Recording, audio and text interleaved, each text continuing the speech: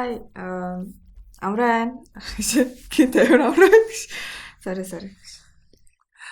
Аниманга подкаст дугаар 11 эхлэхэд бэлэн болсон байна.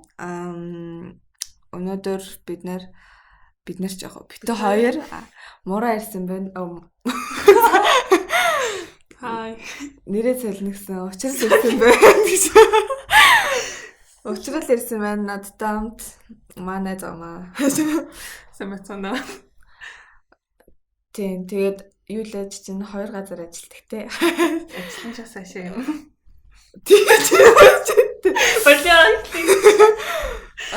Канами болон аниме movie reviews. Аниме news and reviews хоёр гэдэг пэйж мураа админаар гэдэг ажилладаг. контентэд оруулдаг байгаа. Контент жас шээ. Тэгэд өмнөх дугаараа нөгөө нэг амар олон нэг юу ирсэн. Чи ширээ мөрөндөөс гараа ороо битэн дуурайд байгаа. Айгуу тийм олон шүүмжлэл ирсэн нөгөө нэг амар их чимээ гарч ингээд тэгээд тэрэн дээрээ цаашаасынхаа дугаарууд дээр анхаарна. Тэгээд айгуу сонин чимээс өмнө нь болохоор яг нөгөө ширээ нүдэд хэдэг байсан чинь өмнөх дугаар дээр болохоор айгуу сонин чимээнүүд ороод ирсэн мөлий. Яг яаж тийм чимээнүүд гарсныг сайн бол мэдэхгүй байна. Тэгээд аль болох гарахгүй хичээнэ. Тэгээд өнөөдөр битээр болохоор өнгөрсөн 7 хоногт гарсан сонирхолтой гэж бодсон мэдээнүүдээ хүргээд тэгээд би хальт юу үзсэн Хайкогийн нөгөө нэг сая гарсан нөгөө нэг Land versus Sky гэдэг OVA гарсан ба тэрийг үзсэн байгаа. Тэгээд шинэ сизнийг бол эхлүүлээгүй байгаа. Арай жоохон яваад эхлэхээр эхлүүлэе гэж бодож байна. Тэгээд мура өөрийнхөө дуртай аним opening болон эндүүдийг гаргасан тийм лист гаргасан байгаа. Сая хүчээр гаргасан. Хүчээр гэж. Яг тэгээд мэдээлэлээ эхлүүлээд явъя гэж бодож байна. Тэгээд энэ айгу сонирхолтой гэж бодсон би бол. Тэгээд Хацуне Мику гэдэг нэг юу байд штэ. Чин вокалайд нэг дуучин. Тэгээд чин дуучин хэрнээ юу биш. Амьд штэ. Тэр тэгтээ амар алдартай юм байлээ. Тэгээд би сайн ойлгодгүй юм шиг. Тэгтээ тэнд амар олон хүмүүс байдаг юм шүү тий. Тий амар олон хүмүүс байд юм билээ. Тэр анаар надад нэг удаа бүгдийг ярьчихсан мэт. Би юм мэддэг л Хацуне Мику. Тийм тэр нэг амар алдартай. Тэгээд Хацуне Мику яасан бэ гэдгсэн чинь одоо нэг Токио өвлийн олимп болно. Өвлийн гэнэ 100-ны олимп болно. Энэ 100. Тэгээд тэрэн дээр болохоор нэг фигур юу гэдэг нь шүү дээ. Усан дотор ингээ бүжиглээд идэх хүмүүс байдаг шүү дээ. Ингээ хөлмөл ингээ тийм. Тийм Хацуне Микугийн дууг ашиглаж тэр юугаа бэлдэж байгаа юм бэл Японы багийнхан. Тэгэд бас сонирхолтой нь энэ жил Coachella дээр Хацуне Мику дуулна гэсэн. Тэр амар санагцаахгүй надаа. Coachella дээр яг эхний өдрийнх нь юун дээр нь байлээ. Юу нэг нэрс дээр нь Хацуне Мику гэд байлээ. Тэгээ хамгийн сонирхолтой Монголын нэг хүү гэд хамтлаг дуулна. Тэрний өмнө нь бүр дуулна заяа. Тэр амар сонирхолтой мэдээсэн. Тэр Хацуне Мику Coachella дээр дуулахаар болсон байна лээ. Тэгээд энэ нэг юм сонирхолтой мэдээсэн. Тэгээд дараа нь болохоор дахиад бас Хацуне Мику заяа. Хацуне Мику шууд ингээ Godzilla-тай тулдчихж байгаа тухай. Godzilla-тай зүгээр алдчихж байгаа тухай мэдээ байгаа.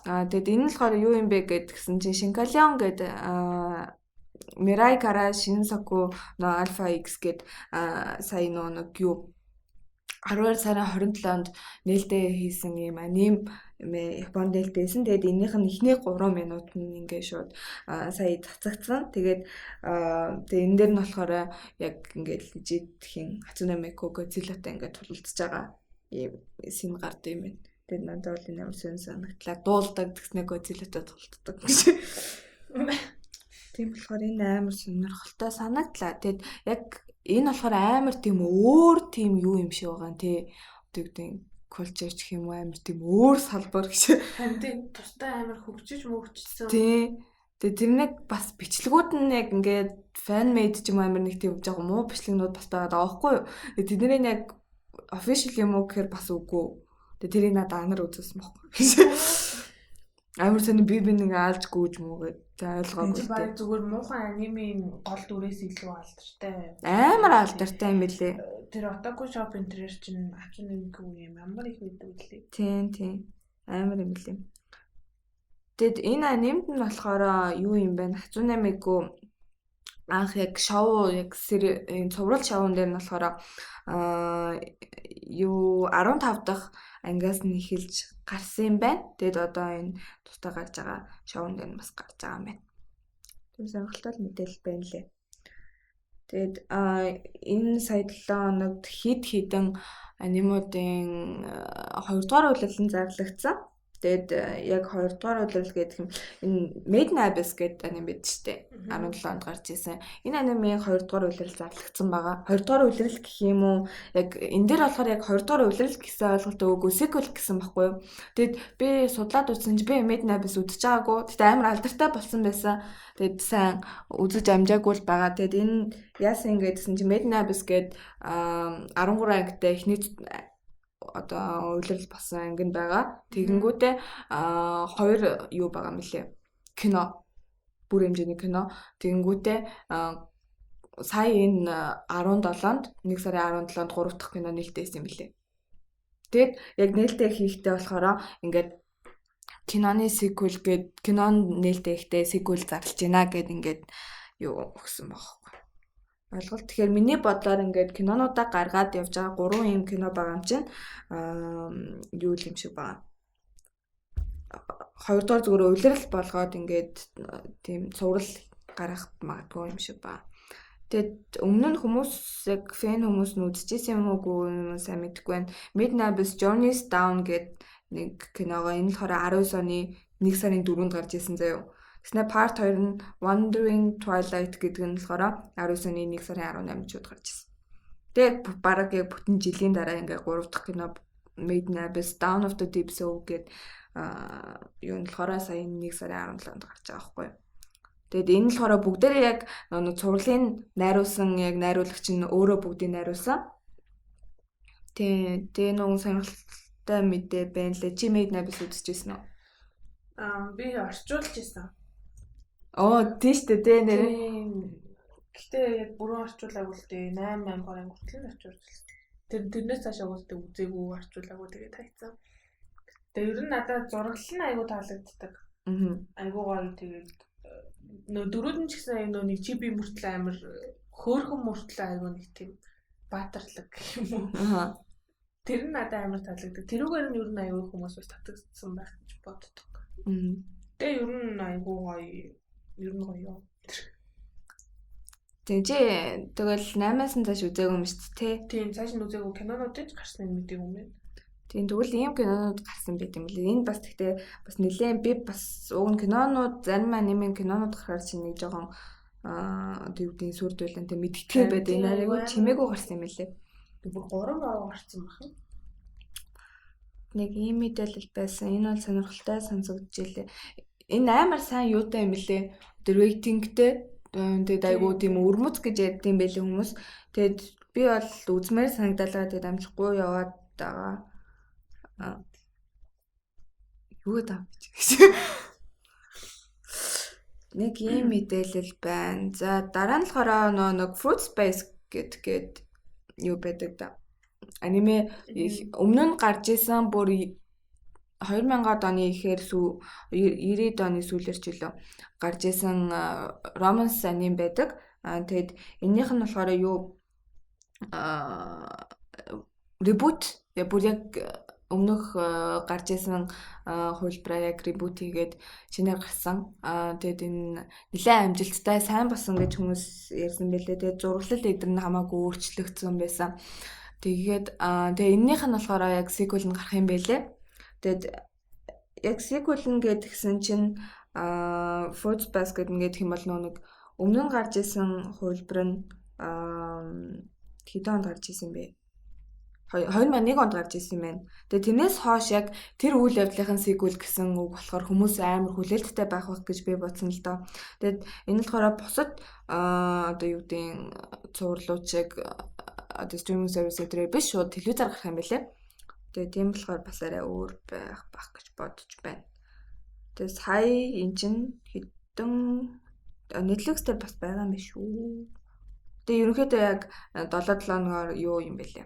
2 сувг дээр гарахаар байсан. Тэр ямар 2 сувг байлаа? TV Tokyo, TV Osaka гэдэг энэ 2 сувг дээр гарахаар байсан. Тэгэд яг энийгээ зарлахтаа болохоор яг эхний сизнийхаа ер нь sum up хийгээд хийсэн нэг тийм жижигхэн видеогоор тэгэд гарахаар босон гэж зарласан. Тэгэд энэ хаврын анимад орсон байгаа юм лээ. Чи энэ анимыг үзчихсэн үү? Үгүй. Зөвг нь амар нэлээд алдартай юм билээ. Амар алдартай юм лээ. Тийм сонирхол төрөөгөөч юм уу? Романс анime юм гэдэг. Энийг оруулаагүй дууссан. Тийм болохоор нэг тийм сонирхож бодож байгаа.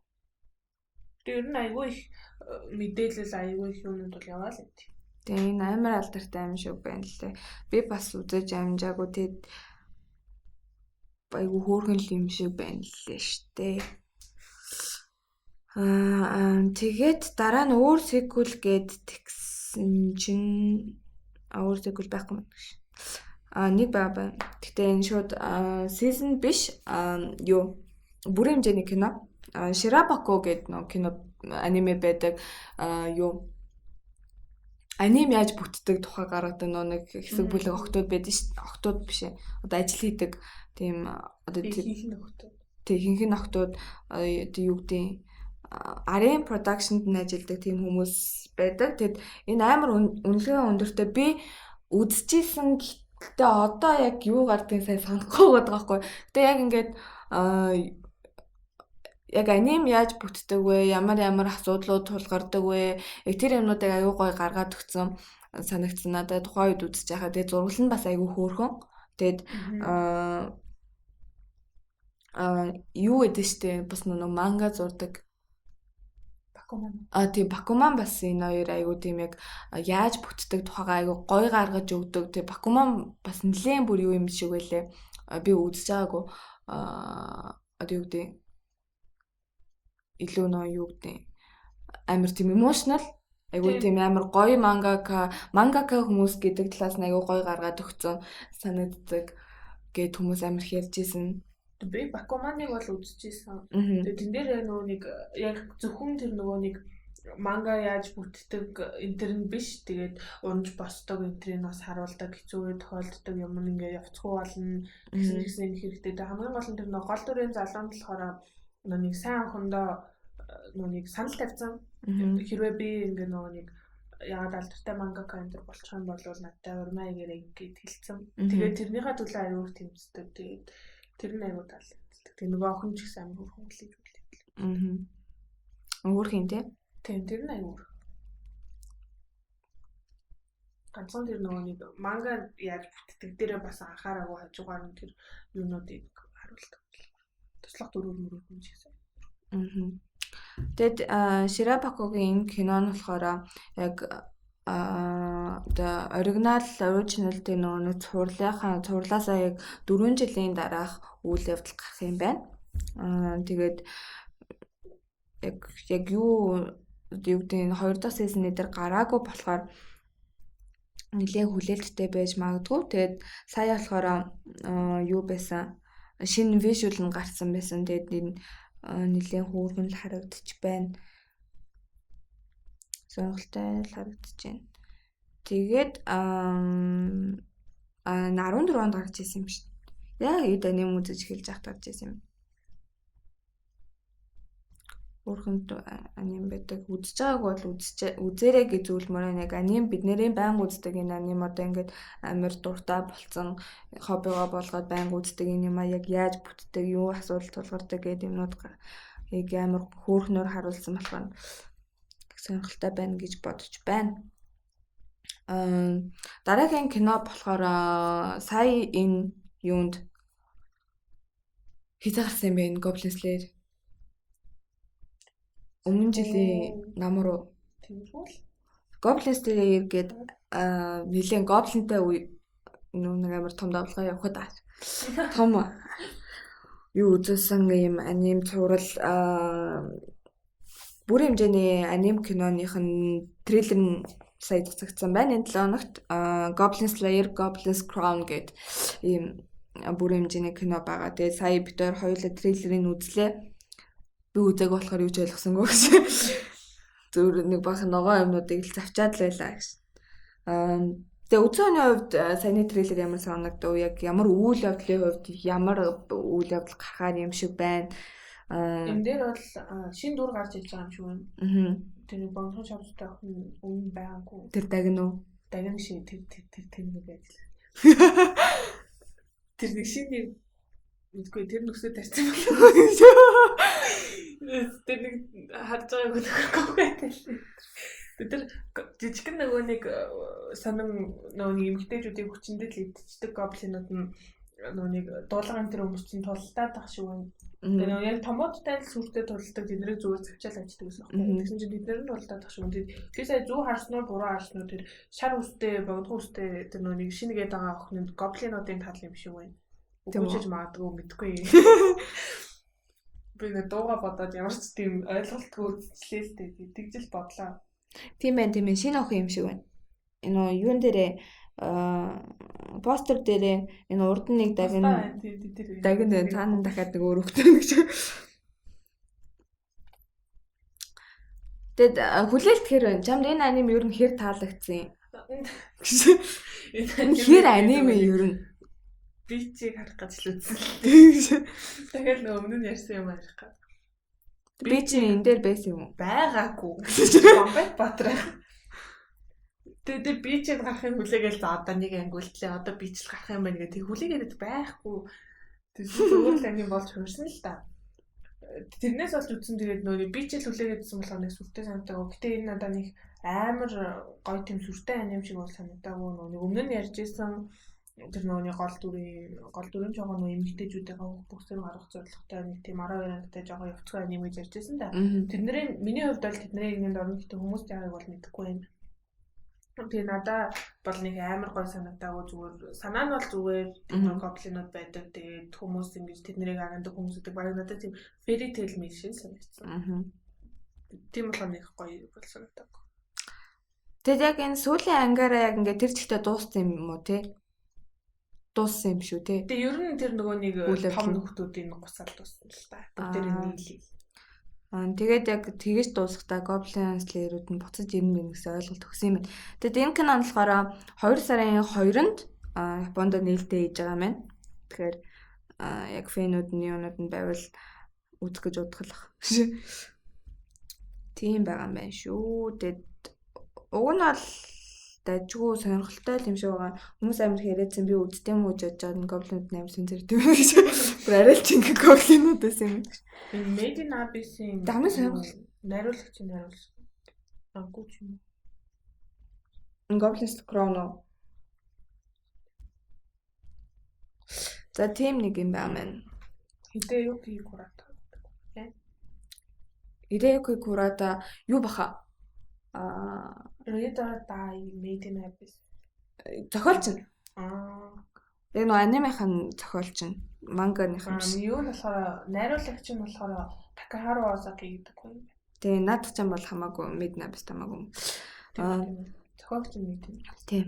Тэгээд нэг амар хөөрхөн юу гарсан байсан. Commercial. Тэгээд тэр нь болохоор Studio Ghibli-гийн нэлээд одоо юу гэдэг удаан ингээд одоо бүтээл гараагүй байж байгаад хөөрхөн commercial гаргасан. Тэгээд тэр нь юуны commercial вэ гэсэн чинь Lawson гээд юм сүлжээ юу байд юм бэ? Convenience store. Тэгээд одоо бид манайхаар болохоор нөгөө юу CK дээр явахгүй. Тэгээд тэднэрийн Lawson гээд нэг commercial convenience store-ын юм юу гаргасан юм байна. Тэгээд сая энэ 1 сарын 1-нд цацсан юм байна. Тэгээд сая бид хоёр сууж байгаад үзлээ 15 секунд айгу богинохон. Тэгээд амар хөөрхөн харагдаж байна. Зурглан амар тийм бас мөнгө амар тийм зөөлөн тийм усан өнгөтэй хинхэн тийм бүр яг нөгөө нэг яг амар аниме юмуд биш тэгсэн мөртлөө нэг тийм хөөрхөн. амар хөөрхөн ингээд тэр дүүрэн мөрүүдийн дизайн нь ингээд нэг бүрэн жижиг юмнууд ингээд тэр жоохон хүүхдүүд нь ингээд өсөрч өсөрхөөрэ мангар хөөрхөн болоод тийм нэг хөөрхөн commercial гаргасан байна. Тэгээд энэ нь болохоор Lawson гэдэг одоо юм сүлжээ ресторан сүлжээ дэлгүүртээ болохоор студио Ghibli 2001 оноос хойш хамтарч ажиллаж байгаа юм байна. Тэгээ дандаа ингээд нэг реклам commercial-уудыг ингээд animated болгож гаргаж өгдөг. Тэгээд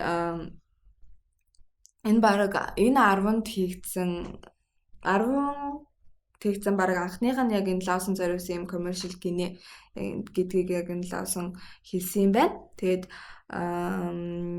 тэр хөөрхөн зүгээр ямар ч тийм амар үйл явдал дээр байхгүй ингээд тэр дэлгүүр дотор нь тэгээд ингээд худалдагч нар зогсоод ингээд наагур цагаан хүүхдүүд гүйж мөгөөд тэгээд ингээд муур зурн амар хөөрхөн ингээд нэг бондоос юм ингээд хөдөлж чадчихсан. Тэдрийг амар хөөрхөн байгаа хүмүүс энэ юм гоё 7-7-оор амьсгалтай энэ төр гэл тиймэрхүү юм харуулж зорьсон юм шиг. Тэгээд нэг Tale of Princess Kaguya штэ.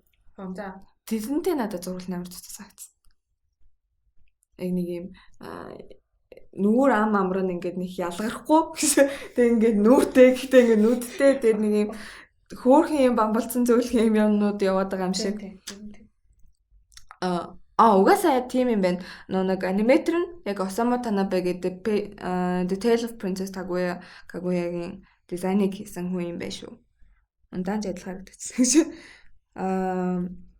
Тэнд нэг юм хөөрхөн юм гарсан байлээ. Тэгээд юуныхаа дараа яачи.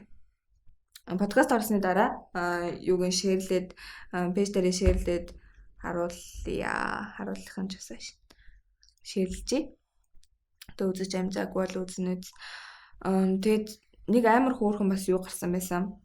Одоо юу гэдэг шин тизер нэг анги feature нэм фильм байгаа. Тэгээд энэ болохоор The Words Bubble Up Like a Soda Pop гэдэг амар хөөрхөн юу байсан. Feature нэмсаа битээр teaser трейлерыг үзсэн.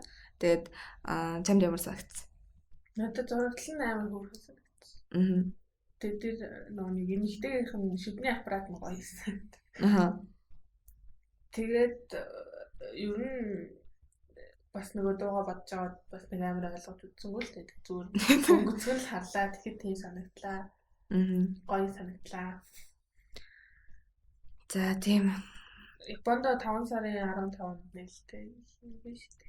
Тийм 5 сар гэхээр дараа жил бараг л тийм л байх.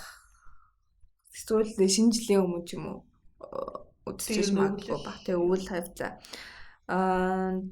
Тэгээд энэ нь болохоор зураглал нь ялцч амар хөөрхөн байсан. Бүр амар хөөрхөн байсан. Тэгээд ингээд нэг bubble гэдэг ингээд амар хөөрхөн хөөснүүд яваад тэгээд амар гоё шин нэрээ яг тийм нөө аппараттай аним дүр гарах амар гоё байлаа тий. Тэгээд бид тэр хоёлаа аппарат зүүж байгаа гэж би зүгээ болоо. Учираас амар гоё санагдлаа. Яг юм гоё аппараттай дүр харсан чинь жоохон энэ нэг аппаратнаас хичээд маск зүгээд нөгөө юу болчих. Тэгээд байгаа мó үгүй үстэй гэх шиг.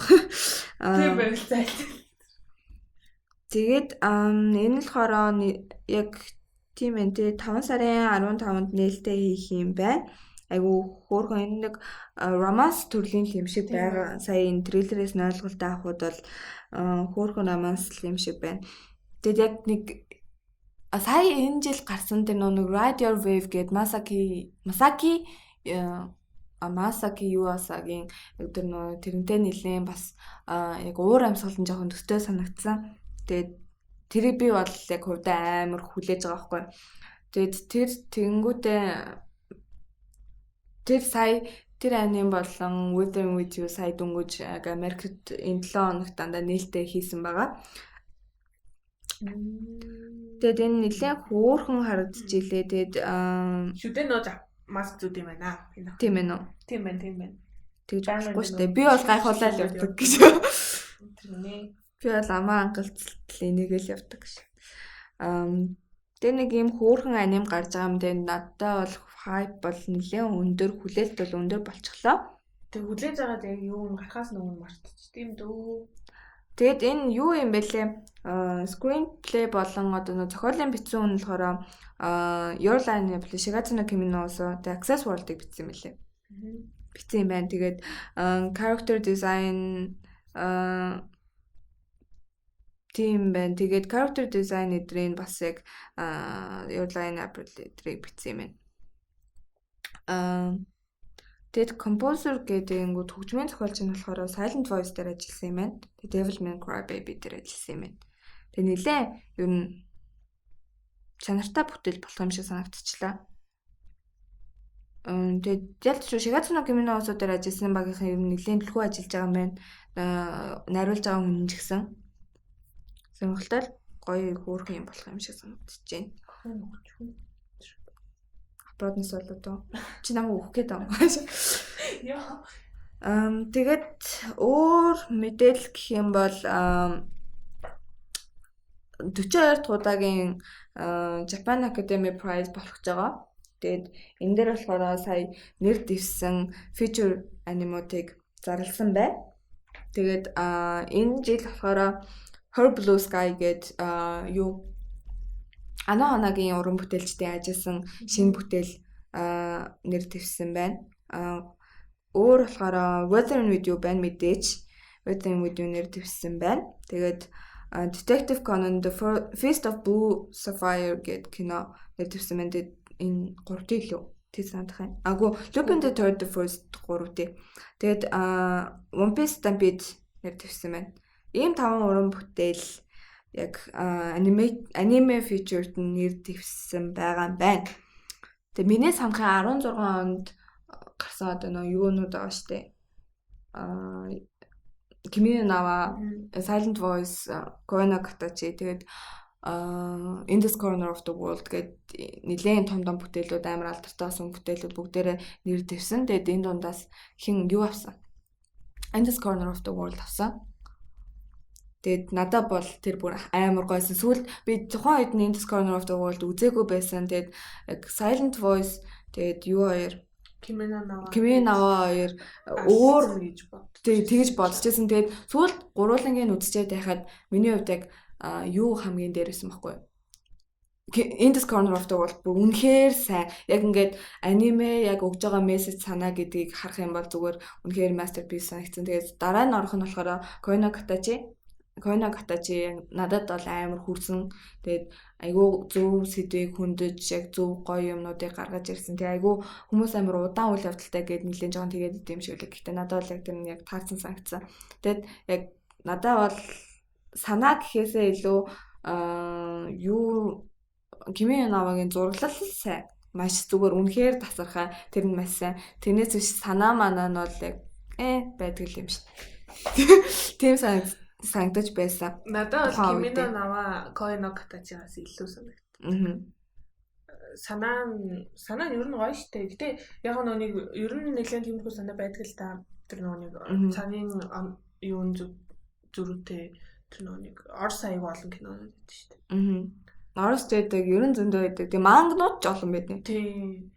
Би Орос кино л амар олон тийм үзчихсэн. Тэгээд тийм аним бол надад тийм сонирм санагдчихсэн. Тэгээд үзээд бас айгуу гой санагдчихсэн. Ер нь айгуу олон үзсэн. Айгуу их таалагддаг гэж хэлж болно. Тэгэл Koe no Katachi-гаас хамаагүй илүү гэж би боддог. Учирлын тийм байжээ. Гинэ. Дөрөвтэй. Тэгээд чамд яг энэ жилийн дэвсэн анимуудаас яг үнээр хилээгсэн чи үзээгүй болохоор юу ч мэдэхгүй л байна л да. Гэтэ Weather and Video нөгөө нэг яг алж байгааг мэдчихэж байгаа болохоор гараад ирэх болов гэж бодож байна. Гэтэ Lupin бас надад гоё санагдчихэ. Lupin-ийн зураг амар гоёсан. 3D анимууд амар тийм creepy байдаг штэ. Тийм биш. Айгуу дажгүй байсан надад бол тийм. Purple Sky бас айгуу дажгүй санагдчихэ. Анагийн юу гэдэг юм нөгөө нэг тэгээс бас нэг жоохон юм бол юм шиг л. Тийм. One Piece Stampede бас байгаа. Stampede бас дайггүй байсан юм лээ. Weather and Video гэхдээ бүр ялцчихгүй өмнөх киноныхоо нөгөө нэг амар том ингээл яасан юмнуудыг ялцчих цалаа гараад ирсэн. Тэгээд Гэтэ бас яг ямар бүтээл усны бид нэр мэдэхгүй байгаа ялч зураглал нь бол гоё байсан. Тэгээд яг ямар санаа хүргэж байгаа яасан ийсэн гэдгийг нь бол мэдэхгүй. Тэгээд Purple Sky бол надад бас дайггүй харагдаж байгаа. Уусаа амар сайн уран бүтээлчтэй ажилласан болохоор. Тийм. Гэтэ Гэтэ яг сүүл бүгдийг нь үзчихэд яг тэр нь тийм байсан гэдгээ ярьсан зүйл ах л та. Тэгээд өөр юу ярих чилээ би чинь энэ дээр Plus go weathering with you. За мартчихлаа. Одоо байли. Тэгэд юу байсан гэсэн яг энэ төрөл нь болохоор энэ Japan Academy Prize нь болохоор The Animation of the Year гэдэг номинаци байгаа категори нь. Тэгэд энэ нь болохоор дөнгөж 13 жилийн өмнө яг анх ингэж юу одоо ингээд гардуулж эхэлсэн байхгүй. Тэгээ энэ надад амар сонир санагдчихсан нөгөө Япон шиг ийм амар том те аниме гэдэг зах зээл нь одоо ингээд бүр дээр үеэс ингээд амар хөгжөөд ирсэн юм. Тэгээд ингээд амар том нүүр царай нь болдог юм дөнгөж 13 жилийн өмнөөс ийм шагнал гардуулдаг болсон гэхээр надад бас амар сонир санагдсан байхгүй. Тэгээд өмнө жил болохоор Mirai гээд Mamoru Hosodaгийн аниме шалгарсан байгаа. Энэ жил ямар олон үнүүд өрсөлдсөн тий? Өмнө жил амар олон өрсөлдсөн байлээ. Тэгээд тэрний өмнө болохоор The Girl Who Lived Through Time тэрний өмнө шинжин бүр 6 онд шүү дээ. Тэгээд The Girl Who Lived Through Time гэснээс нэр манайх 2 сарын эхний кинороо энийг сонгосон байгаа шүү. Энэ юу Mamoru Hosodaгийн тийм би нэг үзчихсэн. Mamoru Hosodaгийн анхных нь дебют хийсэн аниме ахгүй. Энийг нэлээд үзлээ. Тэгээ нэлээд сайн гэж яг би бол үзэж байгаагүй. Би бол яг тэр үедээ тухайн үедээ яг хүмүүс ирэх юм бол гэж хүмүүстэй гой суугаад үзье гэж бодож байгаа. Тэгээд тэгтээ угаасаа амар чанартай бүтээлүүд идэм лээ. Тэгээд Mamoru Hosoda шилдэг гэдгээ бас баталсан юм байлээ. Wolf Children байгаа. Тэгээд тэнд нь юу байгаа? Mamoru Hosodaгийн дөнгөж 3 бүтээл байгаа хгүй 13 оноос эхэлж өгсөн гэхэд The Girl Who Lived Through Time, Wolf Children тэгээд Summer Wars байгаа хгүй. Тэгээд тэгээ сүүлд бас нэг The Secret World of Rarity гэдэг би нэг сүүлд үзсэн бүр үнэхээр хөөрхөн байсан. Тэгээд миний decade-ийн листэнд орсон баг. Энэ надад амар хөөрхөн санагдав. Энэ надад бүр амар хөөрхөн санагдсан шүү. Бандын хоёрыг цааш нь яах юм айгуу надад сонирм бидэг. Юу том биш. Тэр том юм бид. Тэгээд өмнө нь бас би бас яг энэ гоё тодорсон одоо ялсан анимац хэд хэдийг үзсэндээ бас амар баярлалаа тань л та. In This Corner of the World байгаа. The Night is Short Walking Girl гэдэг. Энэ амар weird заяа.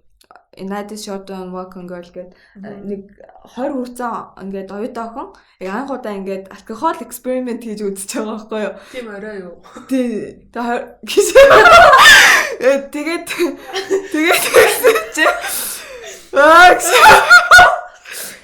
эксперимент үзээд тэгээд яг нэг бүтэн шөнө ингээд яг нэг амар гоё ингээд амар fun adventure хийж явж байгаа охины тухай гардаг. Тэгээд зураглал нь амар өрмөц тэгээд яг ингээд тэрийг ингэж хийж явж байгаа амар тийм fun тэгээд айгүй их тийм хөнгөн яг ингээд очиад явж байгаа газар нь ингээд хүн болго өөр хүнтэй ингээд танилцаад гой сэдвүүдээр ярилцаа явж байгаа. Тэгээд бид нар амар гоё хүрж байгаа нь болохоор надад тухайн үед амар таалагдчихсэн. Тэгээд Wind Rises байгаа маань энэ амар сайн юм шиг үлээ дээр. Wind Rises нэг битээ үзэж байгаа. Wind Rises тэгээд нөгөө нэг From Upon Poppy Hill From Upon Poppy Hill нөгөө нэг би нэг сонсож байгаа. Нилийн дээр үеийн юуны санаа шашин юм л та. Тэгээ нөгөө нэг юунуудыг одоо нөгөө нэг тэр нэг дээр үеийн нөгөө нэг одоо байшингууд нь штэ. Тэр мэрийг тэр нөгөө нэг юм уу янзал засаал. Тэр ер нь романс л та. Тэр жоохон солонгос сериал тал руу сүүл рүү явуулаад тэр нэг гол дүрийн хоёр бидэд дурлснаа ах トゥ ээж магадгүй болчихвол. Юу вэ гэж юм. Гэтэ амар хөөрхөн тэр нөгөө нэг хийж байгаа юмнууд нь хөөрхөн сонирм шууд нөгөө гараараа бичиж мичдэг. Тэр мөр нь аюу хөөрхөн. Сонирхолтой юм тий. Тэгээд тэр нөгөө өргөгдсөн болж таарал аав нь өгсөн яасан юм. Гараад гэрч. Тэгээд тэгж байгаа сүултээ ах トゥ ээж магадгүй заадаг үү. Тийм л. Тэнд Пони аас байна. Пони бүр амар cute. Харин тийм. Пони бол хөөрхөн шүү. Тэгээд би ялч Поник амар жоон махтай үзчихсэн. Нэг жоохон багтаа биш гэхдээ ер нь яг ингэж аним амир үзэж яхасаа өмнө үзчихсэн. Би ер нь юунуудын Hayao Miyazaki-гийн кинонд аним үзэж эхлэсэн юм л үзчихсэн. Би тэгэж боддог байсан гэхдээ би Поник л бүтнээр нь үзчихсэн. Тэгээ би бүр яг саяхнаас эхэлж яг ингэж яг Ghibli студигийн ингээд танилцж эхэлж байгаа байхгүй. Анх удаа би яг энэ movie anime day дээр юу үзсэн заяа. House Moving Castle үзсэн заяа. Юу үзсэн? Nausicaa үзсэн заяа. Nausicaa үзсэн. Тэгээд юу үзсэн? Mononoke Princess үзсэн заяа. Princess Mononoke бас анх удаа үзсэн. Багтаа үзэн би хайдаг. Тэр нэг үтшиг юмнууд нь амар заваад. Тийм унтаж моджгаад гин тэгээд ойроод байгаа ч юм шиг байна.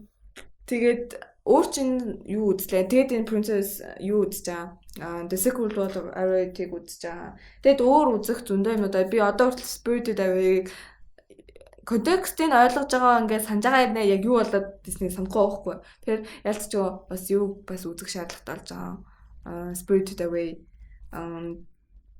тэг өөр зөндөө юмуд байд юм лээ. Тэ нөгөө Poppy Moppy Kiki Miki гэдэг. Багтаа нөгөө нэг үзээд зүгээр нөгөө хүүхэлдэйн кино гэж хүлээж авдаг байсан болохоор нөгөө нэг сүүлийн үеийн цааш нэлээд жилийн өмнө нөгөө нэг яг үнэн түүхүүдэд аюул кинод ярьсан шүү дээ. Одоо тэр нөгөө нэг Totoro энэ тийм Spirit Day Totoro би бас бүтнээр үзэж байгаа. Яг нөгөө нэг Spirit Day чинь тэр нөгөө нэг бие үнэлэгчтэй үндэд тэр нөгөө нэг хэм миний чинь тэгээд зарж марж байгаа тэр тиймэрхүү санааг харуулах гэж зорьсон гэдэг. Тийм юмнуудыг уншаад ер нь Hayao Miyazaki-ийн баг бүх кинонууд тийм үтэй байсан. Hayao Miyazaki-ийн кинонууд нь бол амар хүчтэй санаануудыг хүнддэм байлээ. Тэгээд тэрийг бүр үнэхээр magical as possible гаргаж өгдөм байлээ. Зөвөр би сүүлдээ Nausicaa-г үзгээд тэр Princess Mononoke-г үзгээд яг альчгүй амар том санаанууд аахгүй тэр байгаль ихтлэгийн дараа тэгээд тэгэхэд бол тэр Spirited Away-ийн team санаанууд бол байх магадaltaй. Тэр нөгөө нэг гол дүр охин чинь нөгөө нэг Sen гэд нэр мэр өгч мөгөөд. Тэр нөгөө дагаа сүнсээ чинь ингээл нөгөө нэг одоо нөгөө нэг нэрээ нууцлсан тийм нөгөө нэг баян нөхдүүд тийм охтуудыг худалдаж авах гэж яадаг мадаг гэх team санааг хүргэх гэж зорьсон. Яасан амар. Аав ээжийн бас тэгээд нөгөө нэг амар нөгөө нэг шуналдаж дэлжин яагаад тэгээд нөгөө нэг яг шуналдаж явсаар байгаа сүлдээ өөртөө охироод гарахаа болж байгаа юм болж байгаа. Тэгээд тэр дагаа нөхөр нь болохоор тийм нэг эрэгтэйчүүд ингэж нэг эмэгтэйчүүдийг тэгж дагаж яадаг гэдэг. Тэр санааг харуулж зорсон гэдгийг уншаа дараа нь дахиж үзэнгүүт бас нэг шал өөр нүдээр харж байгаа байхгүй. Нэг хүүхэлтэй. Тэгтээ зөвхөн таамаглал үсттэй тийм. Тийм бүр батлагдаагүй л тэгтээ тиймэрхүү л гэж үздэм байлээ. Энэ сонирхолтой л энэ угаас амар тийм гүнзгий юм билээ. Тийм. Тоторогийнх бүр тэрийг би л уншижсэн нөгөө нэг өгцөн гэсэн. Хоёр өгцөн. Тэгээд энэ жилийн төгөлийн юу нэг иймэрхүү байна. Юу гэлээ? The Japan Academy Prize. Тэгээд энэ юу юм бэ? Өдөр видео дээр нөгөө бас нөгөө юун дээр ажилласан, Kimi no Na wa дээр ажилласан Rodriguez гээд хамтлаг байгаа штэ. Тэднийх бас юунд нь нэр дэвссэн юм байна. Music of the Year-д нэр дэвссэн юм байна. Бараг авчихаа. Тэгтээ би яг нөгөө нэг киногийн анх үзэхдээ дуунуудын сонсон гэд нэг ч дууг нь сонсоогүй байгаа шүү дээ. Канами дээр дууг нь орчуулсан байгаа шүү. Гинэ. Тийм байгаа юм байна. Тэгээд өөр мэдээлэл гэхээр чинь энд нэг амар сонирхолтой мэдээлэл байгаа заяа. Stitch manga гарч байгаа. Манга. Stitch manga гарч байгаа. Нөгөө нэг синхэр Lilo Stitch заяа. Stitch manga гарч байгаа. Тэгэд хамгийн сонирхолтой нь үйл явдал нь Feudal үеийн Японд болж байгаа заяа. Тэгээд Stitch яг тэнд ямар хараал эцнэ гэж юу хаа гэж явж байгаа. Би бол мэдгүй байна. Тэгээд яах чи заастаа. Тэгээд мангак нь болохоор Hiroto Wada гэдэг хүн байгаа юм байна. Тэгээд өмнө нь болохоор бас Stitch-ийн манга хийж байсан хүн юм байна. Тэгээд өмнө нь өөр Tona and Stitch, The Lord and Stitch гэд хоёр манга байсан юм байна. Тэгээд тэнд ямар санагдчих. Гэхдээ надад амар хөөрхөн санагдчихээн. Гэтэ өмнө нь гарсан юуг нь бол уншиж үзээгүй юм байдгийг ч мэдэхгүй юм. Угаасаа Stitch-ийн манга гэх амар сонир идея болсон. Тэгээ бас Лилан байхгүй Stitch нь ганцаараа юм уу? Тийм, Stitch нь ганцаараа. Хацаа чи. Тэгэд нэг юм байгаа юм байна. Тэгэл Stitch нь болохоор юу юм бэ? Юу юм бэ? Хавайд нэг очдөө штэ Lilo Stitch дээр нэг Lilo дээр очдог. Гэхдээ тэр нь Хавайд онохгүй нэг Японд онж байгаа юм байна. Feudal үеийн Японд шууд тэр Lilo бараг угаасаа мэдгүй юм байна. Тэг бүр амар өөр origin story гэх юм шиг байна. Тэгвэл дүрэн л байгаа юм шиг яг тэр нөө юутай холбогдлох юм биш үү те? Тэнийхтэй надад амар хөөрхөн уншиж үзмээр санагдаад тах юм. Дэнжид яаж мэрдгүй үсттэй. Ярихгүй баг байгаа л гэж. Вау. Тий. Энэ 2008 онд Lilo Stitch ийм аним зураг гарч ирсэн биш. Madhouse хийсэн бэ? Stitch гэдэг Madhouse хийсэн. Ямар сони. Ямар сони. Тэгээд Stitch Itasura Island Taibokon Stitch Zotto Psycho no Tomodachi гээд хоёр байх юм шиг. Фуг ямар сони. Харин тий.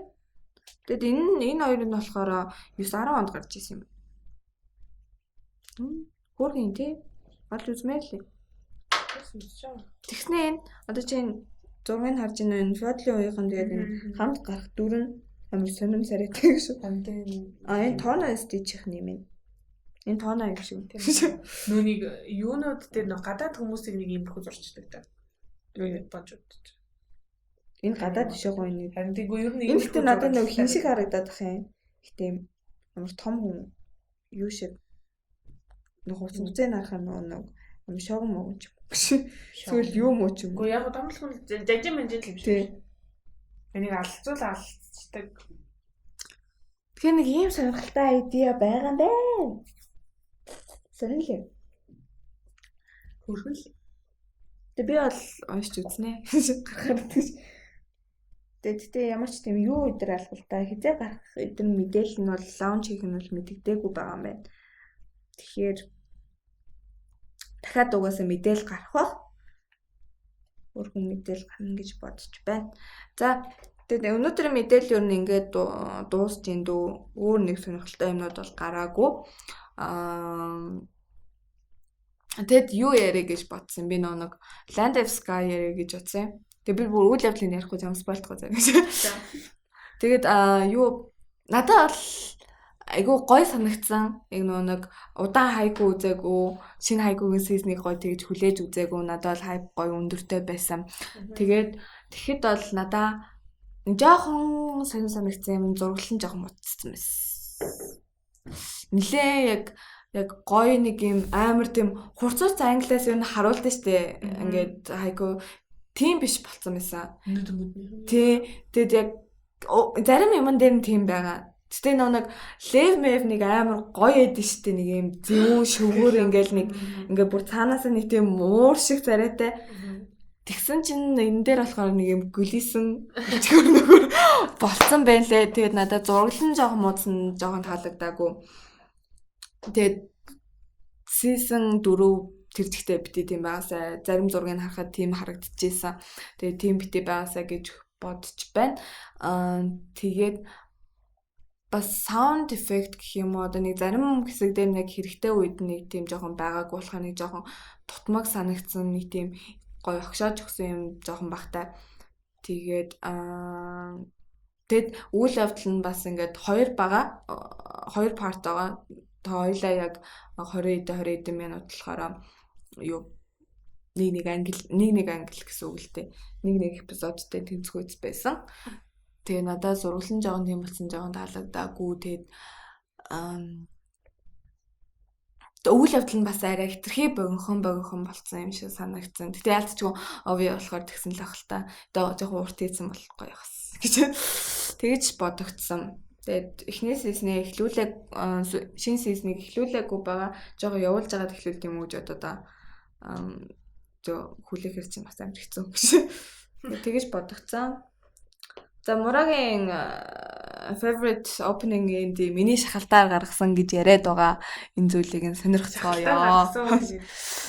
Хасан дуртай. Ер нь нөгөө нэг айгуу дуртай дуунууд айгуу олон байсан гэхдээ тэгээд бараг сажс дээр гарсан дуунууд бол биччихлээ. За.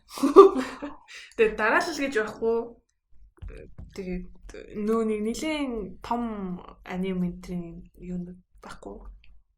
Гинтамагаас л хоёр байгаа. Тэгээд их анимаас нэг байлгах бүрмийг баримталж оруулсан. За. За тэгээд Нарутогийн эндинг нэг байгаа. Тэгээд Homemade Kazakuгийн хамтлагийн Shooting Star гэдэг байгаа. Тэгээд ер нь ихэнх нь 9 shonen аниме. Нэг нь Nanagi. Бас Nanagi-ыг бас хүчээр оруулсан. Тэгээд яах юм уу? Яах юм? Үчээр чигшээ би оруулах гэсэн юм. Чи нанаага оруулах гэсэн. За тэгээс ингэ. Нана бас байгаа штэ л гэж. Оруулах гэсэн. Яах юм юу? бэ? Дуугаа сонсох юм Хань дээ. Тэгвэл тэг. Сонсох юм уу? Сонсох юм уу? Лай юу? Жог муухай зүгээр дараа нь яач. Би пэйж дээр зүгээр листийн гоё пост болгоод оруулчих. Тэгээд линкнүүдийн доор нь ингээд яагаад явуулчих. Тэгвэл илүү амарх. Тэгээд подкаст сонсож байхад голоор нь дуу муу жоохон дэмэлгүй дээ. Жоохон чихэн тэртэй байх гэж бодож байна. Тэг бас нөгөө нэг дуугаа бил. Аха.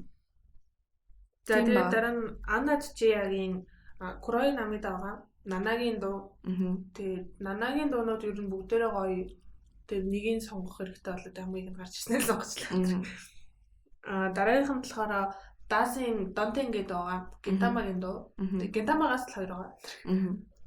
Тэгээд гоё дуу тийм гоё дуу. Тэгээд дараа нь болохоор Swim-ийн Ачи Муйтэй гэдэг бас Гинтамагийн дуу. Гинтама гэхдээ амар сайн opening end үдтэй. Яг ч бас Bayer бүр зүгээр яг гоё үнэхээр masterpiece гаргацсан байхгүй юу? Тийм. Дуугаар бол амар таалагддаг. Тэгээд Linked Horizon-ы Shinzo Sasagi-ийн Attack on Titan-ы дуу. За. Сонсч ирсэн юм байна. Ер нь нөгөө нэг сүүлд гарсан тэр нөгөө нэг тоглолтын юу байсан шүү дээ. Лайв бичлэг. Ард нөгөө нэг Attack on Titan-ы юунууд болт. Би нэг шеэрлсэн байсан да. За. Тэр нөгөө нэг зүрхэн ингээ нөгөө улаан гэрэл асааллыг нөгөө Attack on Titan-ыг дуулаад байдаг тийм. Тэрүүгээр аягүй их нөгөө нэг амар алдартай бол сүүлийн үед амар их сонсож байгаа шүү дээ. Тэгээд CD Rain Band Full Metal Alchemist. CD угаас амар хамтлаг тэр гол гоцлол дуулдаг вокал хин блэ тэр хин гэдэг л тэр мэр сороч илүү. Юугийн гейнийг оруулах гэж байгаад энийг оруулсан. Тэгээд агийн ялч амар icon л та тий. Masterpiece. Тэгээд дараа нь болохоор тэ Oral Cigarettes-ийн Kyorangi Heiki гэх Noragami-гийн дуу. Тэгээд Noragami-гийн дуунууд бас ер нь дайжгүй. Noragami ер нь л гоё. Нэг амар олон ангитай амар сүртэй биш. Тэгсэн мөртлөө яг айгуу гоё. Үйл явдал зураглал дуу бүх юм айгуу гоё. Дөрүүд нь хүртэл амар гоё. Туслах дөрүүд нь хүртэл амар гоё. Тэгээд Амазарашигийн Sorani Utai байна. Boku no Hero Academy-гийн дуу. Тэгээд энд бас нөгөө нэг Boku no Hero Academy-гийн дуунууд тэгэхээр Piece of Sign тэ нөгөө нэг Long Hop Filia гэдэг Soda Masaka-гийн дуу. Оруулмаар байсан тэгээ бас хасцсан хүчээр ядараад би зүгээр энэ нэгээр монополт юм шиг болцсон. Тэгээд Soda Masaka-гийн ер нь дууны карьерт нэлийн ороод явж байгаа. Тэгээд нэг олон ч яг аниме opening ending-ийг би мэдэхгүй маань энэс өөр. Тийм болохоор айгу оруулмаар санагдчихсан. Тэгээд сүүлийнх нь болохоор Амазарашигийн Sayonara Kokko гэдэг Dororo-гийн дуу. Тэгээд айгу хөөхөн тусдаа клиптэй тэр нь бас амар клип гэж байсан. Тусдаа бас өөрөө official та тэр нь айгу гоё. Тэр нь Амазарашигийн дуунууд айгу гоё гэдэг шүү дээ. Өг мөгнүүд нь амар. Би ерөөс Амазара хүмүүс амар Амазара шиг гэдэг нүгч гээд юм л. Би ерөөс тэрийг мэдэрч чадаагүй хажааг нь гараасан шиг л. Ер нь гоё, ер нь айгу гоё дуунууд тэг өгнүүд мөгнүүд нь айгу гоё. Айнууд нь хүртэл гоё. Тэгээ нөөний гол дүрийн гоцлол дууч нь болохоор айгу нөөний нэлээ ингээд анх сонсоход бол нэлээ хөшүүн юм шиг сонсогдно. Гэтэ амар залуу хүн айгу гоё. Тэр нөөний яг энэ юуны Sorani Utai багийн яг нөгөө нэг official дээр нь амар гоё. Гоё малгаач та. Би ерөөс тэр бичлэг нь үзэж байгаа юм. Чи юу хийдээ? Мэдгүй. Тэгээд тийм байгаа. Тэгээд өөр нэмэр дуунууд зөндөө байсан. Naruto дээр бас зөндөө байсан. Gintama дээр зөндөө байсан. Haikyuu дээр нөгөө нэг юг гэжлээ. Юг хасчлаа сая. Юу штэ? Neko of the World гэл нийтэмхүү нэртэй юу? Нэг төгсгөлийн нэг дуусан штэ. Намайг харин үлээ. Тийм үгүй эгүй. Тийм нэртэй биш. Би хараатай. Намайг харааглах тэр. Арэтэл нэг тийм ээ хараатай. Тэрийг хасцсан. Тэгээд Attack on Titan болохоор энэс өөр ерөн дуунууд нь гоё гэдэг. Гэтэ надад энэс өөр гоё дуу байхгүй. Full Metal Alchemist гэх бас дуунууд нь гоё. Тэг бас Again-ийг хасцсан гэдгээс ойлсон. Тэгээд Noragami дээр бас энэ хамгийн гоё. Тэгээд Boku no Hero Academy дээр тэр нэмэрсэн. Dororo-гийн бас энэ дуу. Dororo саяхан үзсэн болохоор зүгээр санджсэн болохоор л оруулсан. Тэг бүр амар сэтгэл төрөөгүй гэж. Яа. Тэгэд яг нэг opening end биш гэхээр зүгээр яг нэг саундтрак ч юм уу тийм дуунууд байгаа штэ. Тэрнээс яг хуваалцвал ямар дуунууд. Тэгээд сая тэрийг хий гэж яхад хийлгээд энэ чи яг opening end болохоор зүгээр тэрийг зүгээр ингээ honorable mention гэд бодоод ярьчих. Тэгээд би тэднэрийнхээ гоё ингээд бодож олох байсан штэ. За болчих тэгвэл. Тийм байх юм бол нүг Yakusoku no Neverland-ийн юу гоё. Изабеллагийн дуун гоё. Тийм. Өөрөө нөгөө нэг юугаа тоглож болоо гоё. Тэр нөгөө юун дээр филм дээр нь тэр дуун гоё. Тэр Naruto-гийн юунуудын дуунууд бүгдээр гоё. Yakusoku-гийн гоё. Тациг. Тийм нэ. Оо саний холжлаа Nico Touch-д бол гээд нөгөө маш. Нүг. Энэ биш юм уу?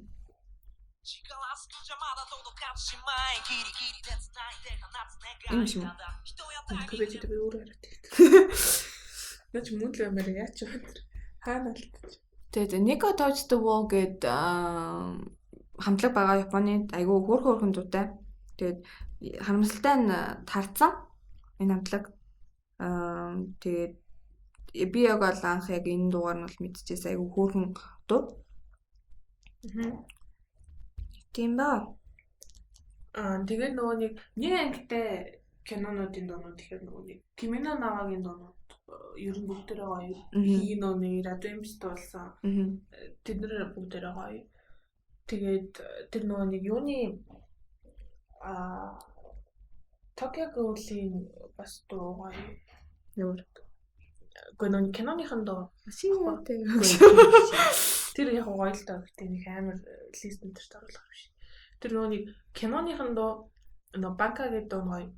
Иллионы дуусан. Иллион гэж нөгөө нэг Radioimps-ийн л л та.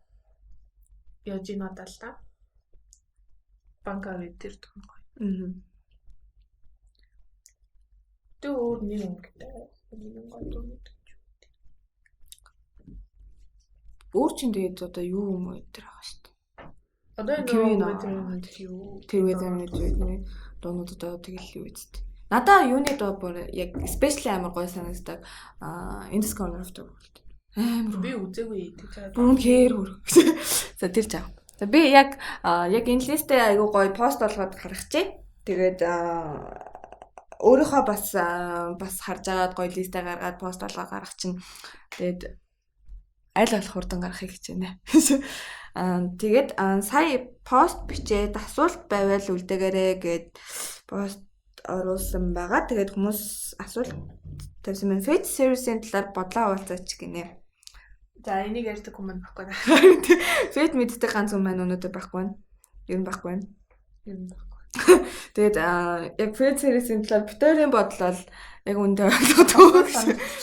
Тэгээд айгүй олон нэлийн уг нь амар том дотроо л амар том world юм шиг байгаа яг ойлголтоор л тэгээд айгүй олон задардаг. Тэгээд цаг үеийнхээ хугацаанд тэгээд нэлийн цаашаа нэг world-ын дотор амар том болохоор цаашаа задрах боломж одоо өөрчлөлт одоо тэрийн одоо reboot хийх юм ямар нэгэн байдлаар story өөрчлөлт мөсөл тиймэрхүү боломжууд айгүй их байдаг юм шиг санагдсан надаас нэг гэдбахыг амар их сонсоход амар олон ч угаасаа задардсан байлээ. Тэгээд сонирхоод үзмээр байгаа бол өмнөх подкастн дээр яг үзэх дарааллын яг гой дарааллын ярьсан байлээ өмнөх подкастн дээр тийм үү? Тийм. Хоёр хэлсэн үү те? Тийм чи яашаа хэлсэн. Тэг би ойлгохгүй юм гэлээс. Тэгээд тaaгээд үзсэн анимуудынхаа талаар товч мэдээлэл өгвөл зүгээр байна шүү гинэ. Тэгээд бас үзээсэй гэсэн анимуудынхаа талаар чамд яг хүмүүстэй ингээд гоё үзээрэй гэд хэлэх анимууд байна.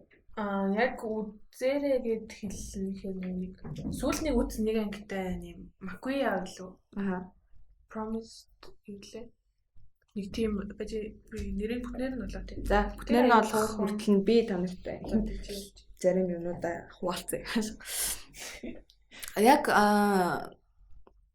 би зүгээр уран бүтээлч санал болгох чи зэ. Санал болгох юм часааш. Шинэ чороо хатана бэ? Яалтчгүй миний бүр хамгийн одоо бишэрдэг, admire хийдэг тийм нариулагч байгаа. Тэгээд зүгээр л хамаагүй бүх төрлийн юмыг хийдэг заяа. Яг би анх бол Samurai Champloo гээд анимаар наах мэдчихсэн. Тэгээд тэр бүр яг ингээд миний нүдийг үнэхээр нээсэн бохгүй тэр аним амар өөр vibeтай. Тэгээд нэг амар өсцэн ингээл дандаа шоунаг ингээл дараараа гэсэн юмуд үзэж агаад дараа нь яг сүулт нь үзэхдээ яг тэрийг үзэхэд бол надад бүр амар өөр санагдчихсэн.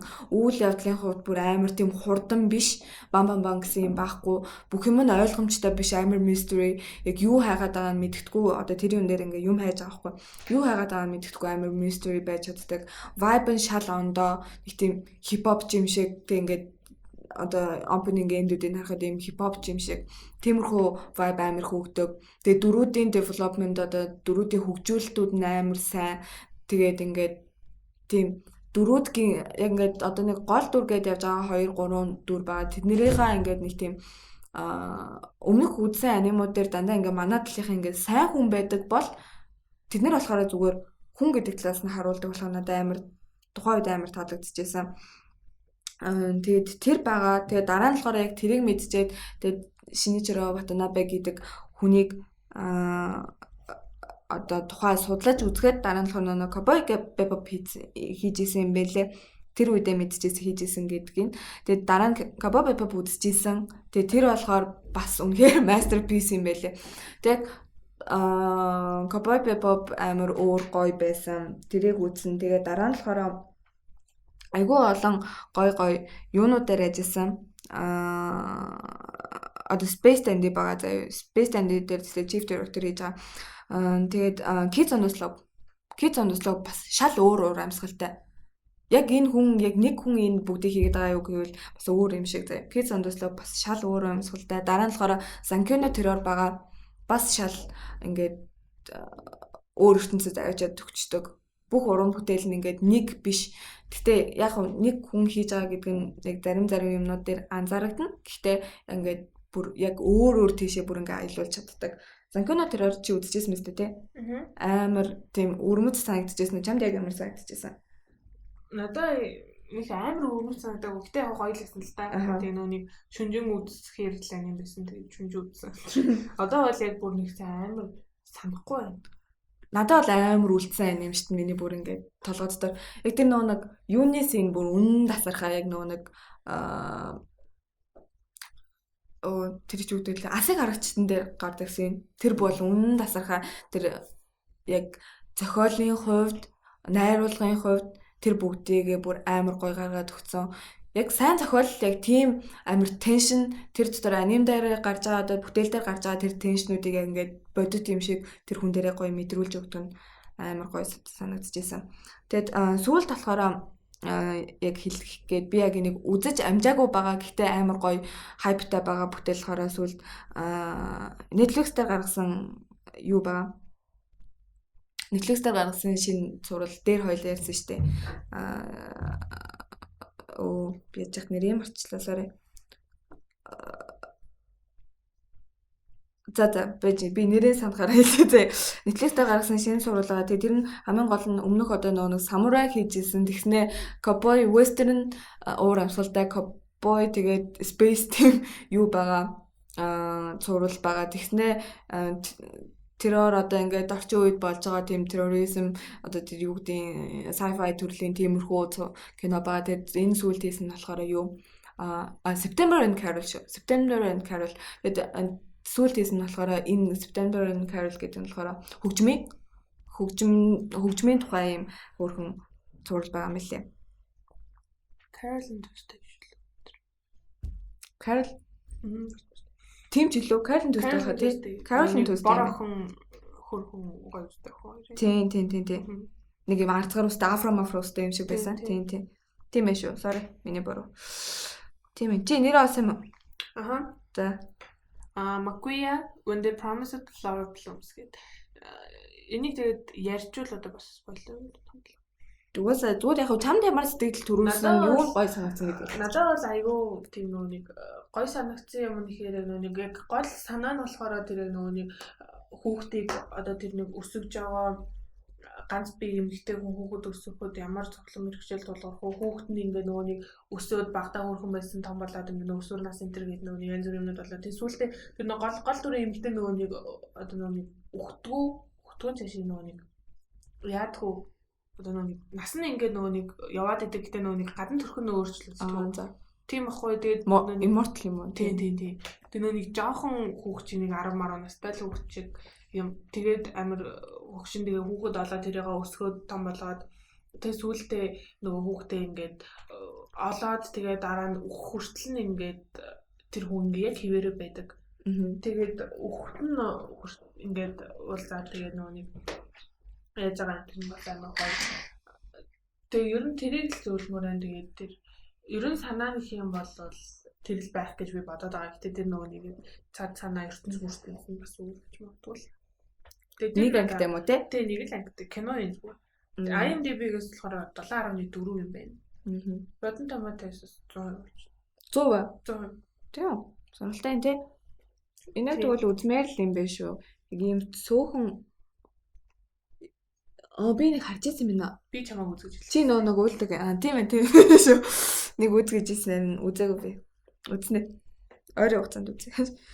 Тэгээд зөвлөх нөгөө нэг одоо юу зохиолч энэ гэх юм бол Осамо Тезукаг намайг зөвлөд өгөөрэй гэдээсэй. Тэгээд юу нь болохоор нөгөө нэг нэлээд дээр үеэс хойш жоохон нэлээд дээр үед л яг нөгөө гол юм гарч ирсэн. Нэг Black Jack гэдэг нөгөө нэг байдаг та. Нэг уртлан цагаан ус. Тийм нэг мис тасал. Тийм. Тэрний юу гаргаж ирсэн хүн тэгээд сайн гарсан нөгөө Доророгийн юу гаргаж ирсэн. Доророгийн киноос байдаг шүү. Сонирхоод үзвэл яг жоохон тэнэгэл ахaltaа. Гэтэ сонирхоод үзвэл бас байдаг шүү. Astro Boy-ийн Mighty Atom юу энэ бас мангаг нь гаргаж ирсэн кинонууд бас гарч ирсэн. 2009 онд гарсан Astro Boy-ийг ч гэсэн гарч ирсэн. Тэгээд яг алдартай гэж байгаа нэг юм л тэгээд зөндөө олон бол байна. Юмнууд бол сонирхоод үзвэл бас айгүй гоё юм шүү. Тэгээд мэдээд Satoshi Kon-ы зөвлөмөр байна. Тэгээд Paprika Perfect Blonde тэгээд тэгээд би энийг бол саяхан үзсэн. Тэгээд юунууд болохоор саяхан үзээ тэгээд амар санагдсан. Багтаа үзээгүйтэй баярлалаа. Psychological thriller гэдэг яг энэ төрлийг анимаар бүр яг амар гоё гаргаж өгдөг уран бүтээлүүд дээрээ. Гэтэ яг бүгдэн дээр нь биш. Гоё feel good гоё бүтээлүүд бас байгаа. Гэтэ ерөнхий яг тэр хүнийг ингээ identify хийдэг тэр гоё одоо creation-ууд нь тэр гэж би бол хувьдаа бодчихсон Satoshi Kon-ыг. Гэтэ амар тийм мундаг хүн болохоор яг хизээ яг юу expect хийгээл мэдгүй. Тэгэд миний өмнө яриадсан байна. Ялч нөө Caroline Tuesday юм биш үү? Bones Studios гаргасан. Nichiro Watanabe-гийн 24 ангитай юм байна. Тэгээд би нэг нэлээ үзээгээд удаа сүүл тань 20 он энэ 8 сарын 30-нд болохоор яг Netflix дээр орсон юм. Тэгтэн хоёлаа яг ярьжсэн те. Тэгээ нөө гараагүй дугаар. Тэгээ гараагүй дугаар дээр. Бидэрт гараагүй дугаар байгаа шүү. Тэгэж өсвөл файлаар таа. Тэрэн дээр солиорч өгсөн байдаг юм аа. Харин тийм ээ. Би тэгээ гараагүйд амар баярлж байгаа ёо.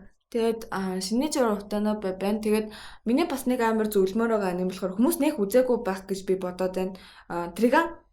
Trigun гээд цуврал байгаа нэг сизонтэй. Тэгээд сүүлд болохоор 10 онд юу гаргаж исэн бүрэн хэмжээний аним кино гаргаж исэн цуврал ба. Тэгээд Trigun гээд энэ болохоор тийм юу space тэгснэ бас юм western уур амьсгалтай. Би яг нэг хэсэг нэг тиймэрхүү юмнууд Америкт үзчихсэн. Тэгээд western уур амьсгалтай. Тэгээд нэлээд дээр үеийн цуврал байгаа. Тэгээд энэ болохоор 95 онд гарч ирсэн зураг байгаа. Тэгээд юу 97 онд юм биш үү, sorry. 97 онд гарч ирсэн. Тийм 97 онд гарч ирсэн. Тэгээд 26 ангитай. Тэгээд амар cool заяа, бүр амар cool. Тэгээд гол дүрийнх нь Vash гэд залуу ба. Vash гэж залуугийн тухай яг ингээд өгүүлж байгаа. Тэгээд юу western уур амьсгалтай болохоор амар тийм буудалцаа тиймэрхүү син ихтэй айгу акшн. Тэгээд тэр синүүд нь 98 7 онд хийжсэн гэхэд амар сайн хийцтэй гой цуврал байгаа. Тэгээд тийм олон үзчихсэн гэж би харин бодохгүй байна. Тийм цувралууд амар бол сонирхолтой. Тэгээд character design-ууд нь бас амар гоё. Тэгээд яг тийм space хэрнээ одоо ингээд western уур амьсгалтай ингээд гариг дамжаад явж байгаа. Тэгсээ ингээд яг ингээд наана нь ингээд bounty hunter инээ тэрэ би бинийг ингээд хөөж байгаа мууж байгаа тиймэрхүү юмнууд үйл явдал гарч байгаа юм цаад бас орчинд нь амар том одоо ингээд гариг иргэсэн юм бас юмнууд ингээд болж байгаа. Тэгээд тийм болохоор ингээд тэр бүгдийг амар гой гаргаад өгсөн болохоор надад амар тухайд амар таалагдчихсан. Тэгээд бас үзээгүй баг 3 жил болсон юм уу? Тэгээд зарим юмнуудыг мартчихэж тэгээд дахиж үзэхээр болсон юм байна. Тэгээд сүүлд болохоор би яг нэг бүрэн хэмжээний аниме үзсэн. Тэгээд үйл явдалтайгаа нэг өмнөх зурлалынхаа үйл явдалтай нэг холбоогүй. Гэхдээ бас айгүй гоё байсан. Нилээн үзээгүй байжгаад их тийм гоё vibe авахад. Тэгээд чамд өөр санал болгох юм байна уу? Өөр надад санал болгох юм киноны Wolf Children байна. Момроос одоогийн бүтээл те. Тийм. Тэгээд нэг Letter to Momo. Юу лээ? Нэг 2 3 нэг сүнсэн жашин чөтгөр их юм уу? Тийм 3 нөхөр яагаад гэдэг тэр нэг аав нь нас ороод тэр нэг охиндоо захиан антер явуулаад тэр нэг эднэр нь болохоор яг нэг бурхны орноос ирдэг юунууд тэр нэг хамгийн дотны хүмүүс ингээд нас барангууд ингээд нэг үлдчихэж байгаа хүмүүсийн ингээд нэг хөлөө олоод яг тэр нэг готрлаасаа гарталж гэх юм уу тэр хүртэл ингээд харж ханддаг. Тэгээд эднэр нь нэг усны туслуулж бууж ирдэг хгүй юу. Тэгээд энэ охин нь нэг ээжтэйгээ хөдөө очиж хөдөө байдаг. Тэгээд энэ усны туслал болж бууж байхдаа энэ охины толгой дээр нь бочдог хгүй юу. Тэгээд тэгсэн болохоор энэ охиндоо харагдаад байдаг. Тэгээд эднэр нь хөөхөө харахад амар царайтай бүртлээ айгүй хөөх. Нилээ хөөх юм шиг юм айгүй тийм emotional гэх юм уу тийм талаар угаа айгүй гоё юм шиг байна. Сүүлдээ айгүй хөөх ээж нь нөгөө нэг өвдөөд тэгээд энэ охин ингээ нөгөө нэг охин нэг шилжсэн нас масан дээр болохоор бас нөгөө ээжтэйгээ нэг амар гоё дотн байхгүй ээж нь тэгээд нөгөө аав нь байхгүй болсон болохоор ажиллаад охиноо бас нэг таахгүй тэгээд охин ихэнхдээ энэ нөгөө нэг нь гуравтай л өнгөрч байгаа байхгүй зэрэг. Тэгээд найзтай болно тэгээд ээжийн биеийн өвдөө зүйлнэ. Тэгээд охин тэр үед яг нөгөө нэг одоо аав нь байхгүй болсон ээж л ингээд өөрт нь үлдсэн ганц хүн гэдгийг ингээд ойлгоод ээжийнхаа төлөө бүр амар нэг усан бороонд эмнийхэн төлөө яваад тэгээд тэнд нь ингээд нөгөө нэг яг аюулаас нь тэр нөгөө чөтгөрүүд нь тэр хавьд байгаа бүх нөгөө нэг сүнс мүснүүд нь ингээд хамгаалаад явж байгаа. Тэр нь надад айгүй хөөрх юм тий. Тийм энэ айгүй хөөрх. Үзэж амжаагүй л байгаа даа. Тэгжээд яг мамраас одоогийн бүх бүтээлийг яг ингээд үзчихье гэж би бодод байна. Тэгээд хүмүүс амар их санал болгодсон байлээ. Бас амар алдартай юм байлээ шүү дээ. Угаасаа болж ирлээ чинь. Хөөхөн. Тийм байна. Хавдаг 3 нөхөр яваа. За, учирлын санал болголт нэг юм байна. Beelzebub-ын талаар яриач юм. Чи Beelzebub мэдвэ? Мэднэ гэтээ үзэж 10 англи үзсэн шүү дээ. Амар фан зүг. Байж бол бараг ер нь амар цөөхөн хитэн амар сан комеди юунуудын нэг аюу даа анимуудын нэг цуврал тэгээд энэ чивэлээ 2 зүйл мэддэг лөө. Ногоо өстэй нэг байгаа гэдэг үстэй. Тэр нэг жижигэн ногоо өстэй тэр нэг хар нөхөртэй яваад идэг. Тэр надад бол амар таалагдчихсэн. Би энэ чинь бас 3 жил мөлийн өмнө анх үзэж илөө амар сонирхолтой. Тэгээд тэр мангар фан тэгснэ ингээд надад тэр юу яг нэг гоё комедигаа яг нэг гоё акшнда ингэж оруулж ингэж уусгаж өгч байгаа нь амар таалагдсан тухайд. Тэгээд дуус амар сайн одоо бодоход эсвэл яг зарим үйл явдлыг үнэхээр мартчихжээ 3 жилийн өмнө. Тэгээд зурглууд нь амар хөөрхөн үйл явдал нь хөөрхөн. Гэхдээ зарим нэг бас хэрэггүй юмнууд бас байд юм аа. Үйл явдал тэг санагдаж байна. Тэгээд тэгэд үзээгүй хүмүүс амар олон байдаг байх гэж би бодож байна. Амар тэгэд үзээгүй хүмүүс байвал бас сонирхож үзэж үзээрэй. Тэгээд би бас нэлээд мартчих дахиж үзэхээр болцсон юм байна. Нэлээд сонирхолтой. Тухайн үед бол амар таалагдчихсан амар инээдтэй. За тэгээд сүүлийн асуулт болохоор анимег ямар үзүүлэлтүүдээр голчлон дүгнэдгээ яриач гэсэн мэн. Учирлын хувьд яг ямар югаар дүгнэж яадаг юм уу? Одоо нэг IMDb энтрэг. Үгүй. Яг чиний хувьд одоо ямар үзүүлэлтүүд нь нөлөөлж чи тэр анимыг яаж дүгндэг вэ гэсэн үг байхгүй. Үзэхийн өмнө бол мэдээж нөгөө нэг зураглалыг хардаг, дөрүүдийг харна, тэр нөгөө нэг постерыг харна, тэгж жагаад үзэн. Тэгээд үзснийхаа дараа болохоор нөгөө нэг яг судалгаа хийн. Тэрний талаар ингээ нөгөө нэг хүмүүсийн аягүй болоо ревюүүдийг уншин. Тэгээд нөгөө нэг ревюүүдийг уншаад тэр нөгөө нэг ингээ нөгөө юм санааг хүргэсэн болоо гэсэн таамаглалуудыг аягүй их уншдаг. Тэгж байгаа дараа нь үзээд яг тэр цаад санааг л ер нь голчулж үздэг гэх юм уу. Яг хүрж байгаа санаа нь илүү чухал байдаг гэсэн үг. Тэр санаагаа яаж илэрхийлж байгаа аягүй чухал. Ямар санааг яаж хүргэж байгаа. Тэгээ ялцчгүй юм үзэж байхад ямар нэгэн бүтээл одоо юу гэдэг кино байсан хамаагүй хүрж байгаа мессеж гол агуулга нь мэдээж чухал зохиолын хувьд. Тэгээ миний хувьд болохоор яг уялдаа холбоо нь нэлээд чухал. Тэгээд аниме гэдэг юм чинь одоо нэг амар visual одоо хүний нүдэнд амар visual байгаа штэ. Ингээд бүр шал өөр ертөнцийг буулгах маш том боломжтой. Тэгээд жирийн анимашнуудаас бас арай онцлог нь бас тийм байгаа штэ. Бүр ингээд гаргийн юм авчирч болохгүй бүр үнэхээр гаргийн юм хийх боломжтой.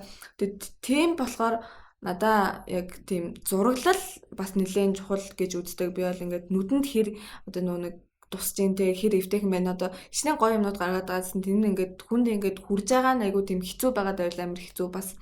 Тэгээд мэдээж зохиол болон хүрж байгаа санаа нь шинэлэг илүү эсвэл тэрийгээ бүр амар өрмөц аргаар хүргэж чадсан бол бас мэдээж тэр нь чухал. Тэгээд бас өөр юу одоо бусад юмтайгаа яаж хэрхэн уялдаа холбоотой. Одоо яг ямар зорилготой одоо тэр анимын зорилго нь яг юу юм те. Одоо ингээд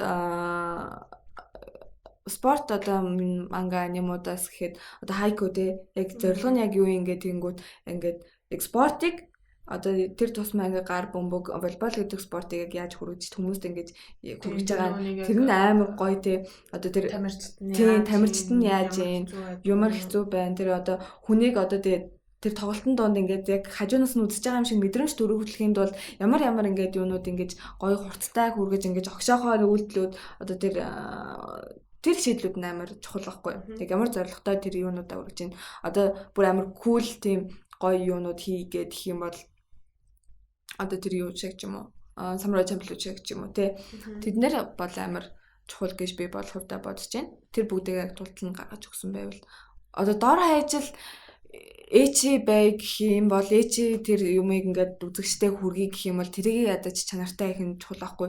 Тэрийг одоо ингээд мэддэгдүүлэхгүй одоо үзэгчдэд тэр бүгдийг ингээд бүр ингээд нүүрэн дээр маа идгээд тэгээд нааж байгаа юм шиг биш те. Ингээд нэг тийм араар нь ингээд мэддэгдүүлэхгүй гэхдээ тэр уур амьсгалтай ингээд татаад аваад орцсон байдаг ч юм уу. Тийм яг чанартай бүтээлүүдийг л одоо яг тэгэж үздэг шүү дээ. Тэгээ мэдээж яг нэг хөгжим маш чухал. Хөгжим бол маш чухал. Тэрийг бол ялцчихгүй би Bleach үзэж байхад амар чинь Bleach-ийн хөгжим бол ялцчихгүй надаа амар гайхалтай санагддаг. Тэгээд тийм байна. Нэг олон залуу нэг юм ихтэй дурлж муулдаг. Тэдний харин чи нэрхтээ олон юм бийтэй шүү дээ. Тэс хамаагүй үстэй. Зүгээр нэг хүнд л амар олуулаад дурлаад байвал тэр юм шүү. Үгүй өөр тустай байдаг хаа. Тийм үү. Тэднэр надад нэг амар таалагддаг. Амар ч яг ер нь таалагддаг. Гэтэ нэг гол нь бүх аним дээр яг ямар ч төрлийн байсан одоо тэр Одоно Принц самаа дээр дуулж байгаа л болохоос одоо тэр Diabol Flowers дээр цусарагч л болохоос яг ижилхэн хүмүүс бүгдээрэн дээр нь байдаг байхгүй. Тэр гол дүрээ охин нэг юмаа мэдхгүй нэг ингээд ингээл яваад байдаг. Тэгээд тэнд байдаг хүмүүс яг нэг хойлоо нөгөө нэг сэтгүүл өдөрчээсэн та. Энэ тэгдэгнэ. Энэ тэгдэгнэ. Тэр бүгдээрээ мэддэг. Тэднэр байдаг нь тэднэр надад ерөөсөө нэг таалагддаггүй. Ягаа нэлээд тийм нэг хүмүүс өөрсдөндөө татгаад л зөвлөсөн тийм залуус commercial маяг тийм үзэх юутай тэгээд тэднэр бол залуучууд нь гоё л та. Тийм commercial маягийн нэлээд тиймэрхүү бүтээлүүд гэж би бол хувьдаа боддог шүү дээ. Тэгээд яг сая нэг асуулт бас орж ирлээ. Cowboy Bebop-ийн live action талаарх мэдээлэл кастинг сэтгэл сонсъё гинэ. Мэдгүй. Миний хувьд болохоор live action-ыг бол нэг амар тэгэж хүлээж авдаг. Ер нь live action-уудад дургу. яг нэг тийм гоё болоод байдаггүй болохоор нэг жоохон юу байдэ. Нэх үздэгч угаасаа. Гэхдээ Cowboy Bebop Netflix-ийг жаа тэгээд cast Жанча байгаа. Spike-ийн дүрд Жанча сүүлд энэ юу яасан?